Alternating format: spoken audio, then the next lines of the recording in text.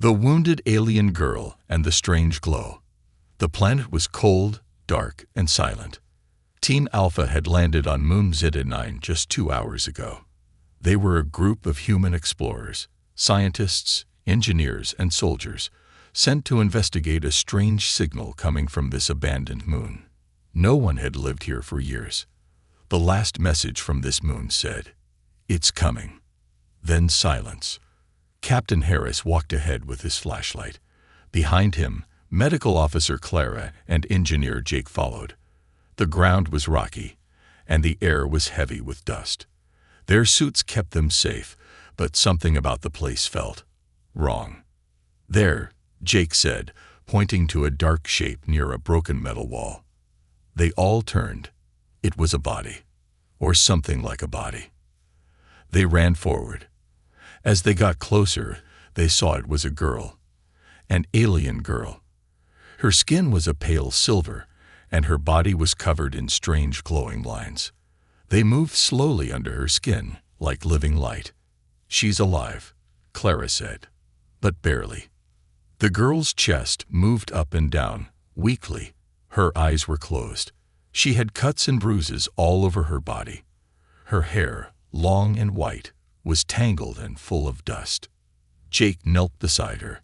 He felt something strange in his chest, like a soft pressure, like someone was watching him from inside his own mind. "Careful," Captain Harris warned. "She might be dangerous." Clara pulled out her scanner. Her heart rate is fast. And there's something inside her, something moving. Everyone froze. "What do you mean?" Jake asked. Clara turned the scanner toward him. "It's like a parasite. But it's not hurting her. It's protecting her." Suddenly, the girl's eyes opened. Bright silver eyes. She stared directly at Jake. Her mouth opened slightly, and a whisper came out. A single word. Quiet, soft, but powerful. "Vorin," she said. Then she screamed.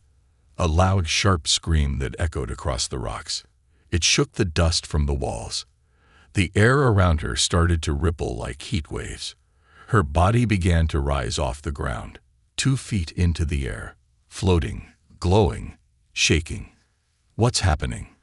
Harris shouted, pulling out his blaster. "Don't shoot," Jake yelled. "She's not attacking."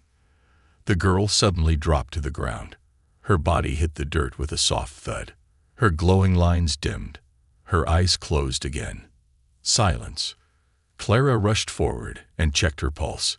She's still alive, but something is wrong. That scream, it wasn't just pain. It was a warning. Captain Harris looked around. "Let's take her back to the ship, carefully, and keep her away from the rest of the crew." Jake lifted the girl into his arms. She felt light, too light, like air. Her skin was warm, but the glow under it was fading. As they returned to their ship, called the Horizon, the air grew colder. Inside the ship, they placed the alien girl on the medical bed. Clara connected her to life support. Jake sat nearby, watching her face. She looked peaceful now, but in his mind, he could still hear her whisper. "Vorin." What did it mean? Clara examined the scans again. The thing inside her, it's not just a parasite. It's intelligent. It's moving inside her blood, her brain, like it knows we're watching. "Can it hurt us?" Harris asked. "I don't know," Clara replied. Just then, the ship's lights flickered. Once. Twice. Then the main power went out. The ship went dark. Emergency lights turned on, painting everything red. The computer systems began to shut down one by one. The crew shouted across the comms, confused. Jake looked at the girl. Her body was glowing again. But this time, her eyes were open. She sat up slowly. Everyone in the room froze. The girl looked at Jake. Her voice was soft but clear. "It's inside me," she said, "and it's waking up." Jake felt a chill run down his spine. Then the lights turned off completely. Darkness. Total silence. And the only thing they could see in the room was the alien girl's glowing eyes. The parasite that whispers. Darkness filled the ship. The crew stood frozen, their eyes fixed on the glowing figure in front of them. The alien girl sat on the edge of the medical bed, her silver eyes glowing like twin moons. Her skin pulsed with soft light, and the strange glowing lines across her body moved like waves under her skin. Jake took a step forward, but Captain Harris pulled him back. "Don't go near her," the captain said, his voice tense. But Jake couldn't look away. Something about her. It wasn't just strange. It was familiar, like she was trying to tell him something without words. The girl turned her head slowly toward him. "You heard it too," she said softly. "Didn't you?" Jake's heart skipped a beat. "What do you mean?" "The voice," she whispered. "The one inside." Before he could answer, the emergency lights flickered and came back on. The ship's backup system had kicked in. Red lights filled the room again, but it was enough to see her clearly now. Clara stood at the side, holding a scanner. Her hands were shaking. She had seen hundreds of alien life forms in her career, but never anything like this. The parasite. It wasn't just inside the alien girl. It was alive. And it was watching them. Hours passed. The crew kept the alien girl in the medbay, with security outside. Jake volunteered to stay with her. The captain didn't like it, but he allowed it, mostly because he knew Jake wouldn't stop asking. Jake sat on a chair beside the bed. The girl lay quietly now, her eyes half closed. "What's your name?" he asked. She didn't answer for a long time. Then finally, she said, "Syrah." "That's a beautiful name," Jake said gently. "Do you remember what happened to you? Why you were alone on that moon?" Syrah opened her eyes. "I remember pain, fire, screams, and then silence." Jake leaned closer. "What is the thing inside you? Is it hurting you?" Syrah shook her head slowly. "No, it saved me, but it has a purpose. It's waiting." "Waiting for what?" Jake asked. Syrah looked into his eyes. "For someone to understand it." Later that night, Clara reviewed the medical scans again. She noticed something strange. The parasite wasn't attacking Syrah's body. In fact, it was working with her cells, healing her wounds, strengthening her organs, enhancing her reflexes. "It's not a parasite," Clara whispered to herself. "It's a symbiote, a partner." Then she noticed something even more disturbing. The same energy signature inside Syrah was now showing faintly in Jake's brain scan. She rushed to the captain. "We have a problem," she said. "Jake may have made a connection with it. The energy, it's spreading." Meanwhile, Jake couldn't sleep. He kept hearing whispers in his head. Soft, like wind through trees, but there were words in them. Words that didn't belong to any human language, but somehow he could understand them. "Remember," the voice said. "Return. Vorin wakes." Jake sat up, his heart pounding. He looked at Syrah. She was awake too. "You hear it too, don't you?" he asked. Syrah nodded. "It's speaking to you now." Jake stood. "Who, or what, is Vorin?" Syrah sat up, her face serious. "Vorin is not a thing. It is a memory, a living code. It was created thousands of years ago by my people, not as a weapon, but as a guardian." "A guardian of what?"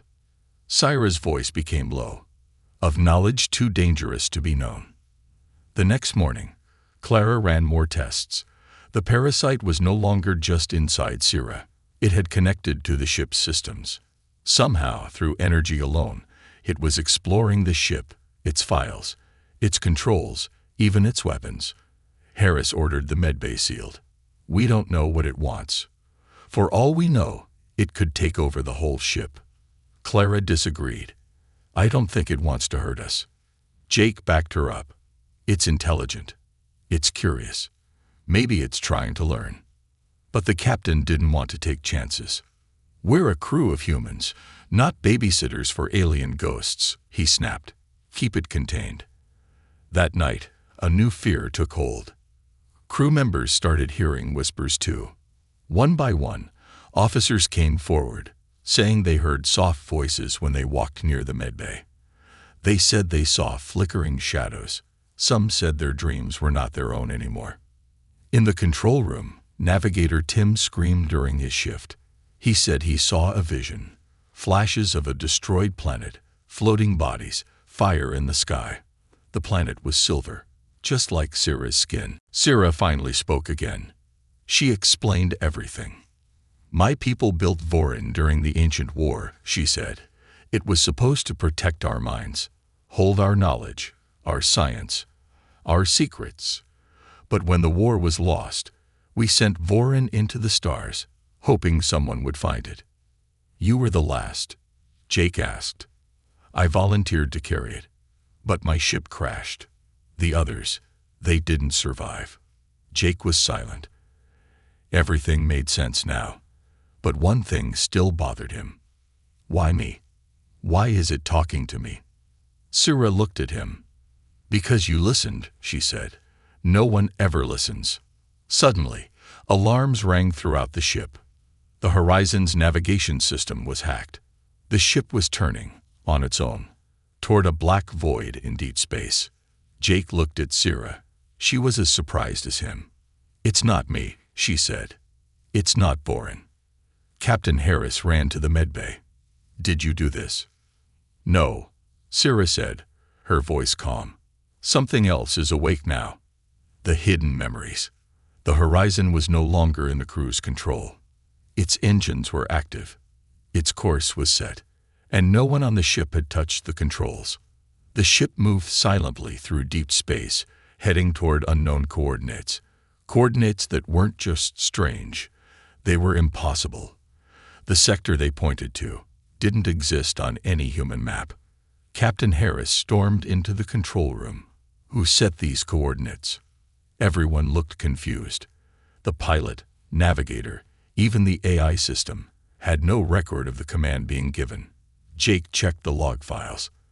There were no fingerprints, no voice entries, just one line of code, inserted between normal system data. She remembers. Back in the medbay, Sarah sat quietly. She looked tired now, like something heavy was pressing against her mind. The soft glow under her skin had dimmed, but it hadn't disappeared. The parasite, Vorin, was still awake, still connected. Jake entered and sat beside her. Do you know where the ship is going? He asked. Sarah nodded slowly. Yes. Jake waited, but she didn't speak. Her hands trembled slightly.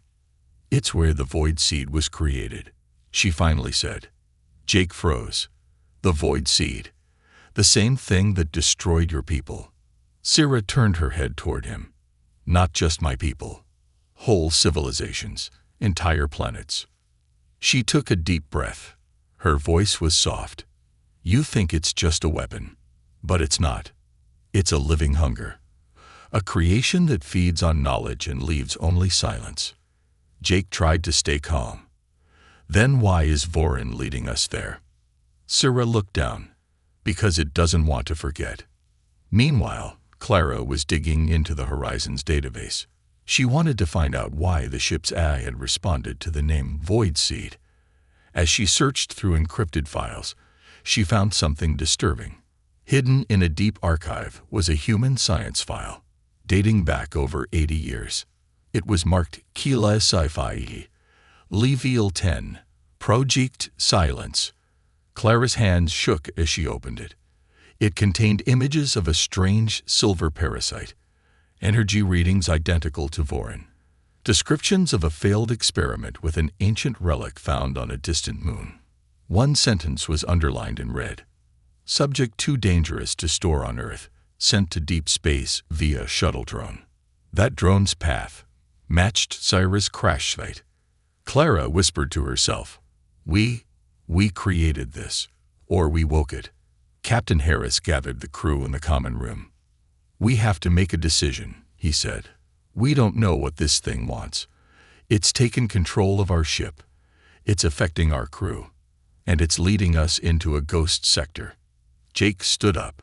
But it's not attacking us. Not yet. Harris snapped. But how long before it decides we're in its way? Clara raised her hand. Captain, I think the truth is more complicated. I found a file. An old human research project.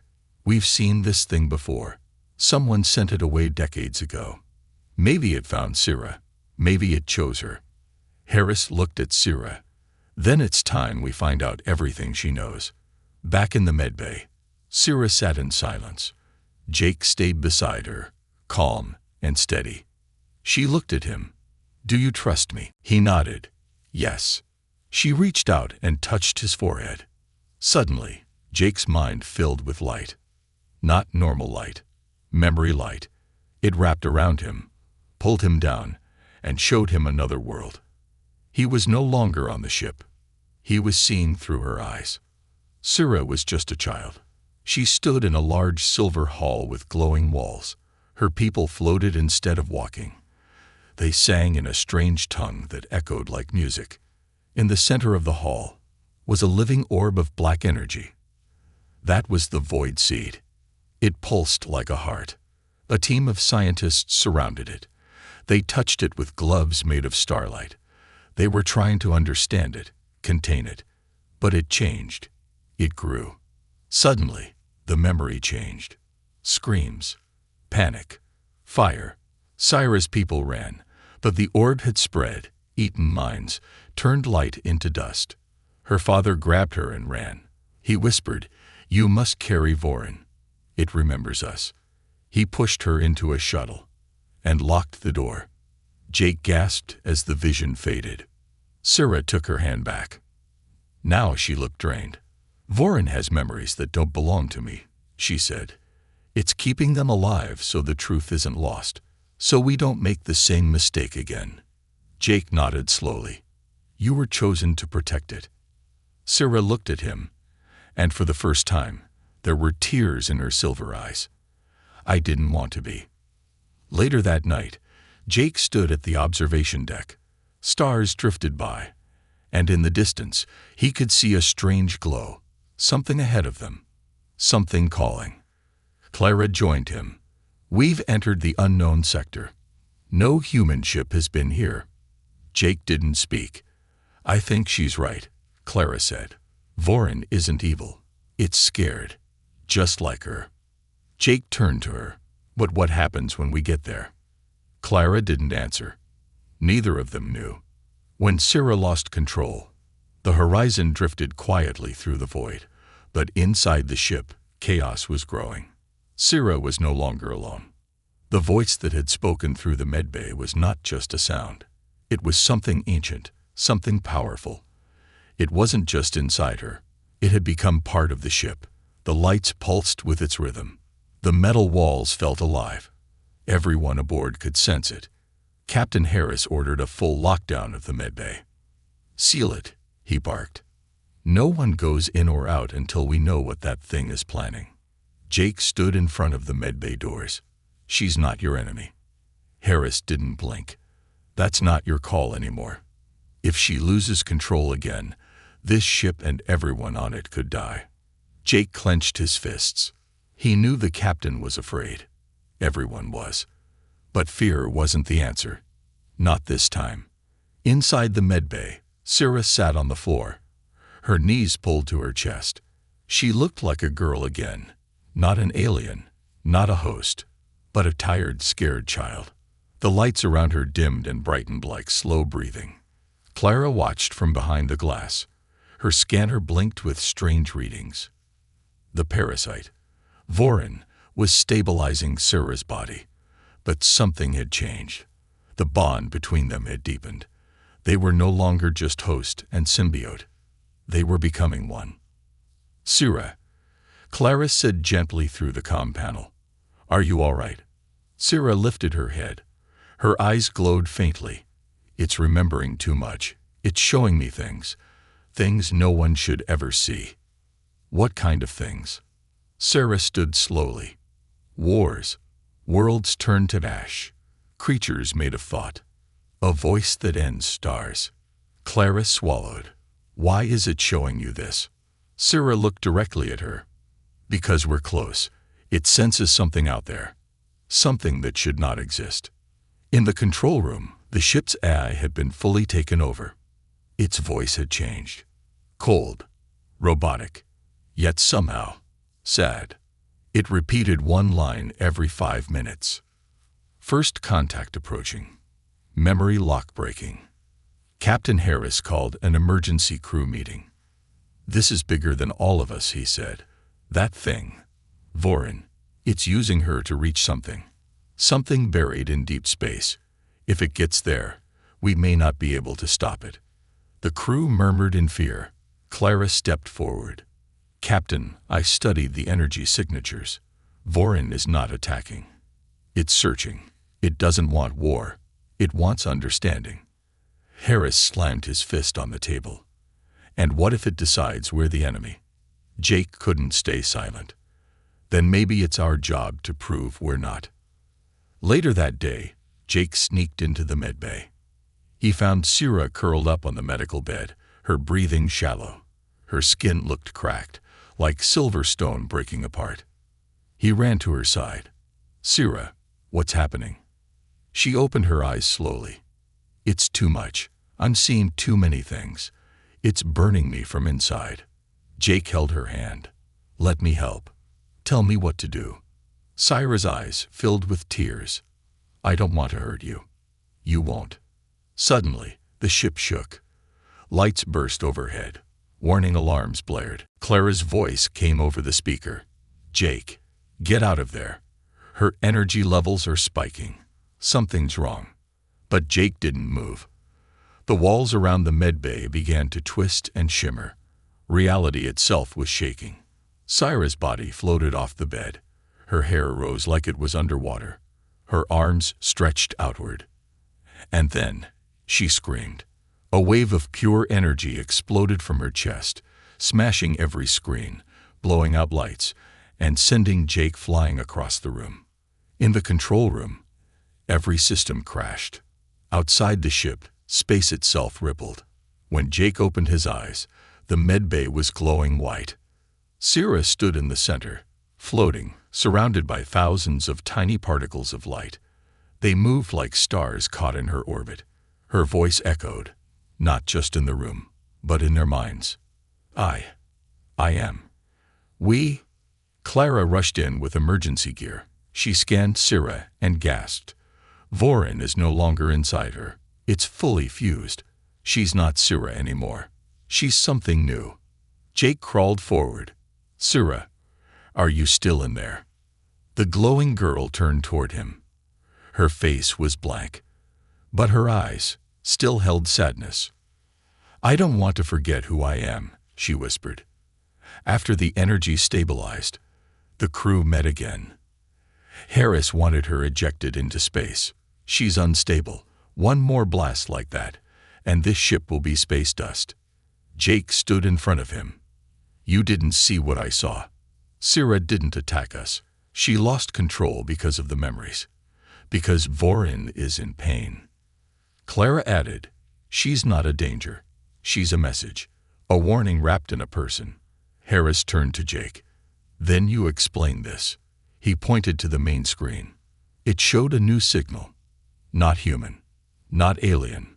A beacon pulsing from the planet they were approaching. Jake stared at the screen. What is that? Clara checked the data. Her face turned pale. It's transmitting a name. What name? Harris asked. Clara looked up. Vorin. Prime. That night, Sarah came to Jake's room. She was no longer glowing, but her skin looked duller, almost like stone. Something is calling me, she said. It wants me to come. Jake nodded. The planet ahead. Sarah sat down. I don't think it's just a planet. I think it's where Vorin was born. Jake leaned closer. If you go there, will it take over completely? Sarah looked down. I don't know. Then don't go alone. She looked at him. You would follow me, even into the unknown. Jake smiled sadly. You were alone when we found you. You won't be alone anymore. The Parasite fights back. The horizon had entered orbit. Below the ship, the strange planet glowed softly, wrapped in thick blue clouds and shining rivers of white energy. It had no name on any star map. The crew called it simply the Source. Inside the ship, tension filled every corridor.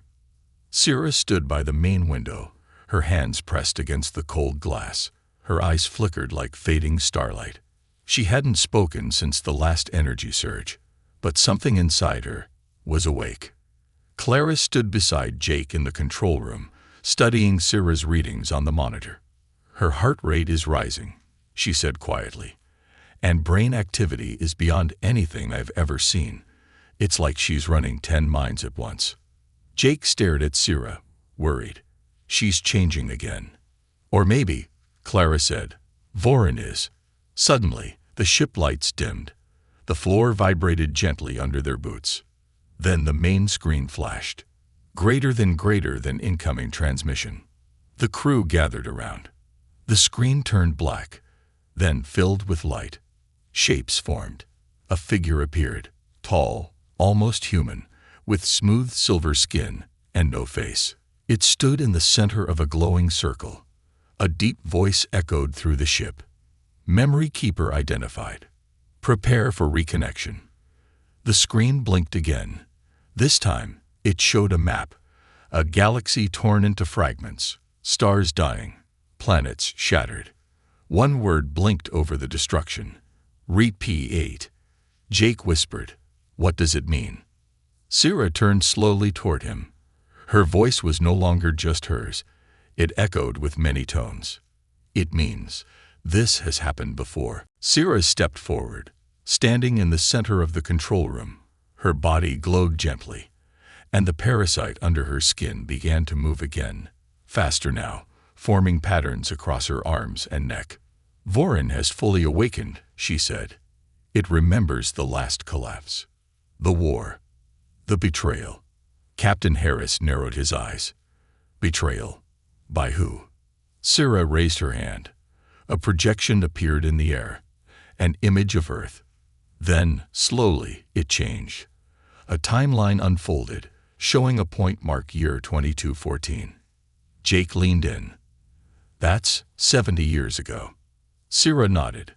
"That was when Earth's scientists found a fragment of Vorin. They thought it was just a tool, a living computer, so they tried to hack it, control it. They failed," Clara whispered. "That's what Project Silence was." Syrah turned to her. "Yes, and when they realized the truth, they launched it into space. But the damage was done. Vorin was broken, scattered. And now?" Harris asked, arms crossed. Syrah looked down. "Now, it remembers everything. And it's afraid of being used again."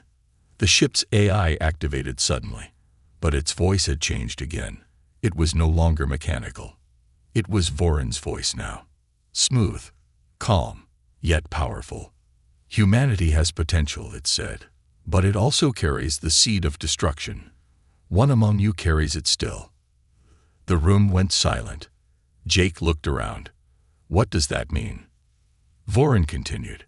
"There is one among you who still serves the old agenda. The ones who tried to weaponize memory. The traitor walks among you." Everyone looked at each other, confused, suspicious. Captain Harris stepped back. "Is this some kind of trick?" Vorin didn't respond. Instead, the lights flickered, and one crew member screamed. It was Lena, the communications officer. She clutched her head, fell to her knees, and began shaking. Jake rushed to her, but Syrah held out her hand. "Wait." Lena looked up, and for a moment, her eyes glowed dark red. Not silver. Red like fire. She spoke in a voice that wasn't hers. "Memory is power, and it belongs to us." Then she collapsed. Clara ran to scan her. "There's a foreign energy in her brain, like a shadow." Jake turned to Syrah. "Is it foreign?" Syrah shook her head. "No, it's the other side. The ones who made the void seed. They survived, inside her." The crew was stunned. They had been traveling with a hidden agent of an ancient enemy, one who wanted to steal Voron's memories and recreate the Void Seed. And now they knew. The war wasn't over. It had only just reached them. Later, in the observation room, Sarah sat with Jake. Her body looked weaker now, like she was fading slowly, her glow dimming. Jake sat beside her, worried. "You're not doing well." She smiled sadly. "The closer we get to the surface, the more it drains me. Voron is trying to return, but my body was never meant to carry so much." Jake looked down. "Then we need to find a way to help you." She shook her head. "There may not be time." She paused, then reached into her pocket and pulled out a small crystal, glowing faintly blue. "What's that?" Jake asked. "Core memory," she whispered. "The first memory Voron ever kept. It contains the truth about your species." Jake looked shocked. "About humans?" Sarah nodded. "You weren't the first." Flashback, memory projection. Jake's eyes went wide as the crystal lit up. He saw ancient Earth, but different. Cities of light, flying machines, humans with glowing skin and mental powers. They lived alongside other species, peaceful and advanced. Then, a voice. The first humans were not born. They were built. The memory showed humans as part of an older race, helpers, explorers. But when Earth was cut off from the stars, humans forgot their past. Voron remembered. Sarah turned to Jake. "That's why it called to you. You're not just a listener. You're a descendant of the first interface humans." Jake stepped back. I don't know what to say." "You don't have to," she whispered. "Just be ready." The girl who saved the galaxy. The horizon floated in low orbit over the ancient planet. Below, the world no longer looked dead. Its crust had peeled open like metal piddles, revealing a pulsing core of energy, a sphere floating above the surface. It wasn't made of rock or fire. It was made of memory. Data streams rose from the planet like smoke. Lightning arced between towers of crystal. The sky was dark purple, but full of movement, as if time itself was leaking through cracks in reality. And in the center of it all, the reconnection chamber waited. Inside the ship, Sarah stood in the airlock bay. She wore a white exosuit, designed for extreme radiation zones, though the glow of her skin still shone through the fabric. Jake stood with her, holding a pack with survival gear. His face was pale, but his voice was steady. "I'm going with you," he said. Sarah looked at him. "You don't have to." "I know," he replied, "but I want to." Sarah gave him a quiet smile, a tired one. Behind them, Clara checked the systems, preparing the pod for descent. "Once you're on the surface, stay close to the energy lines. The chamber should stabilize your connection with Voron, but it might also try to overwrite you. Be careful." Sarah nodded. "We won't go near the core until Voron is ready." Captain Harris entered the room. He still didn't trust the plan, but something in his expression had softened. "Don't be a hero," he told Jake. "Get her in, get her out." Jake smirked. That was the plan, until she became the hero. Sarah said nothing. Her heart was too heavy for jokes now. The descent was smooth. The shuttle glided over the shattered surface, past floating towers and broken memories frozen midair. Images of people, wars, stars being born and dying, all held in data-like particles drifting in the wind. Jake stared out the window. "This place, it's not a planet.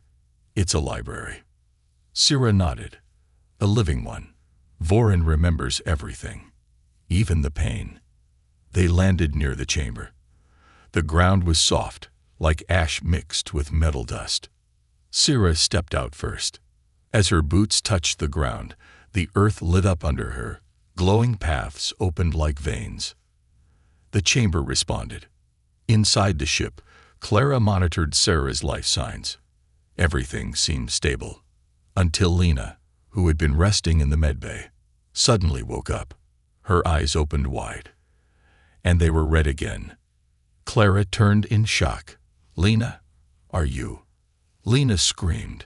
A deep, broken voice spoke through her lips. "You will not erase us." Then she pulled a hidden device from under her uniform, a small black orb, and slammed it against the console.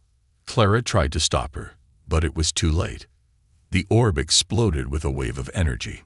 The Horizon's systems crashed. Clara was thrown back, and Lena disappeared into the ventilation shaft, heading toward the hangar. On the surface, Syra felt it immediately. She fell to her knees. The light around her dimmed.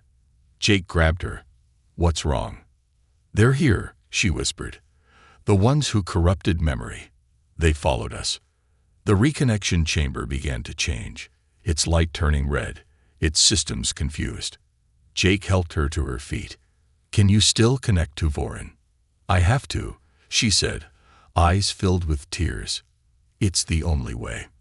Back on the ship, Captain Harris rushed to the bridge. Clara, bruised but alive, reported what happened. Lena wasn't fully herself. That parasite, whatever it was, it never left her. "She's trying to reach the surface with something dangerous." "A weapon?" Harris asked. Clara looked at the readings. "A virus. A memory bomb. If she gets to the chamber, it could corrupt Vorin permanently." Harris activated the ship's defense turrets. "Then we stop her before she gets there." On the planet, Syra stood at the entrance of the reconnection chamber.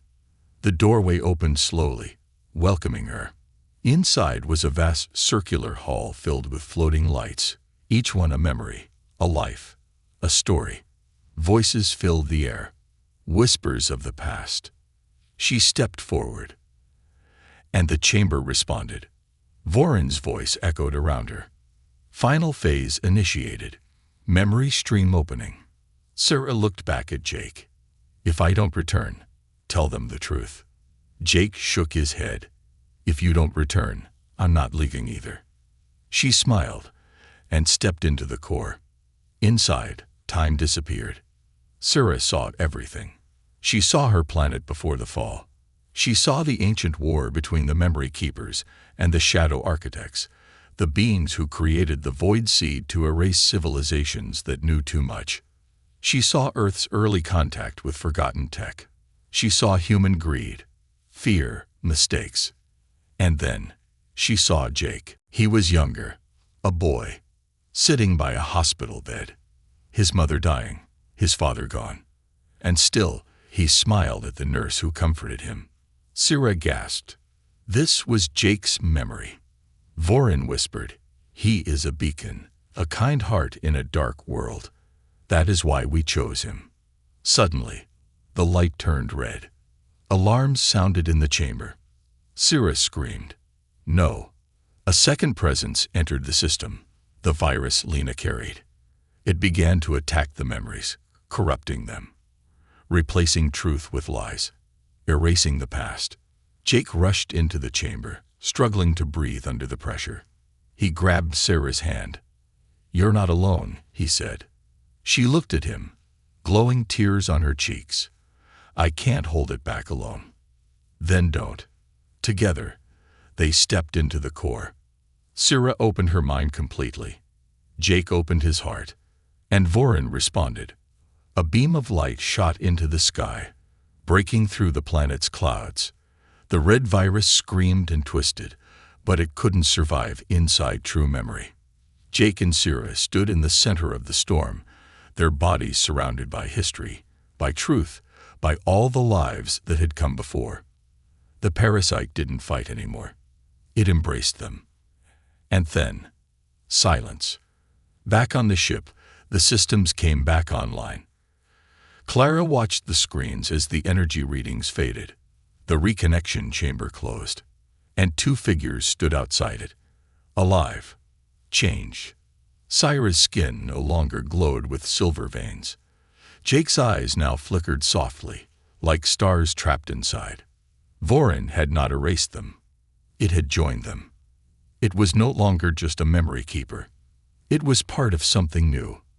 And as the Horizon prepared to leave orbit, Vorin spoke through the ship systems. New memory begins. Page 1. Trust between two hearts. The new memory begins 3 weeks after the reconnection. The horizon moved through familiar space again, approaching Earth. The stars outside the window no longer felt distant. The galaxy had changed. And so had the ones returning home. Sarah stood beside Jake in the observation deck. Her silver glow was gone, but something inside her still shimmered softly, like distant light behind her eyes. She looked human now, mostly, but Jake could still feel Vorin within her, calm, silent, watching. Jake himself had changed too. His dreams were no longer just memories. Sometimes he saw entire worlds. He could feel the stories of others, as if they were written in his skin. He had become more than human. Not stronger, not faster, just more aware. Like a living library that had just learned it had shelves full of forgotten books. When they landed, Earth Control was already waiting. Military ships surrounded the horizon before they even touched ground. The crew was escorted off the ship and brought into a special facility. Sarah wasn't surprised. They were scared of what she might be, of what she might know. Inside the white-walled room, government officials questioned them for hours. About Vorin, about the planet, about the reconnection. Sarah gave them simple answers. Clara explained the science. Jake spoke of the virus and the traitor. But none of them could truly describe what had happened. Because what had happened wasn't just an event. It was an awakening. One night, after endless interviews, a quiet man in a gray suit came to see them. He sat across from Jake, calm and still. "We read your reports," he said. "We've seen the recordings. But you and Sarah are still holding back." Jake stared at him. "There are some things that can't be explained in words." The man leaned forward. "Vorin still lives in you, doesn't it?" Jake didn't answer. The man stood up. "Let me be clear. If it ever speaks again, if it ever tries to reach outside your mind, we will take both of you into permanent custody." He left without another word. That night, Jake sat on the roof of the facility with Sarah. They watched the stars, just like they had on the ship. "They don't trust us," he said. Sarah nodded.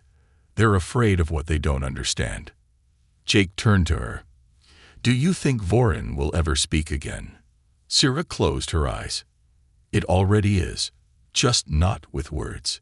Jake smiled. "What's it saying now?" She looked at him. "That this is the beginning of a new memory." Days later, something strange happened. People across Earth began reporting the same dream. Every night for 3 nights in a row. The dream showed a girl with silver eyes and a boy holding her hand.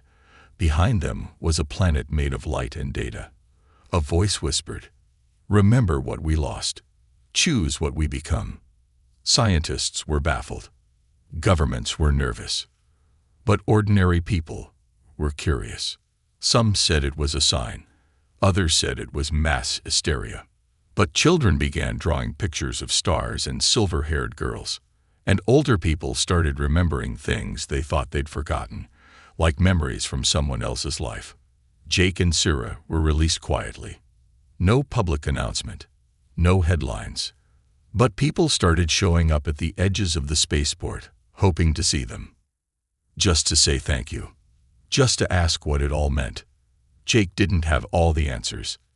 But he told them this. Memory is more than the past. It's a chance to choose who we become, not just as people, but as a species. Sarah said nothing. She just smiled and listened, because she knew what they were feeling. For the first time in generations, humanity had paused and looked inward. Later, in a private lab, Clara continued working with the data from Vorin. She had kept a tiny crystal, one last piece of the memory chain. It didn't speak, didn't glow. But when she placed it under her microscope, it changed. The memory inside it had begun to grow. Not just old stories. New ones. Stories that had never been told. Clara stared in awe. It's writing. Humanity's next chapter. Captain Harris returned to his command post. He filed a report marked top secret. In it, he wrote, "I was wrong about Sira, about Jake. I feared what they carried. But now I see, it wasn't a weapon. It was a mirror. Vorin didn't change them. It helped them remember who they really are." Months passed. Earth changed in small, strange ways. Conflict zones went quiet. Countries began sharing tech more openly. Scientists across borders began collaborating on a new kind of data model, based not on storage, but experience. And sometimes at night, when the stars were clear, people said they could hear soft whispers, like stories told in the wind, not frightening, but warm. Sira and Jake stood atop a mountain in a quiet part of the world. No cities, no noise, just sky. Sira opened a small case. Inside was a seed, glowing faintly. "It's not a memory," she said. "It's something new." Jake took it from her gently and placed it into the soil. As they watched, it began to grow. Fast, like time was bending around it. A small tree with silver leaves formed in seconds. Jake touched one leaf. He saw a vision, not from the past, but a possible future. Humans and alien species standing together, sharing stories, protecting knowledge, healing wounds. Sira smiled. "That's what Vorin wants now." Jake looked at the tree. "To help us remember forward." She nodded. "To become more than what we were." As the wind blew through the silver leaves, the sky above them shimmered softly, and the voice of Vorin echoed faintly, not in their ears, but in their hearts. Memory completed. Chapter closed. New story unlocked. Hope.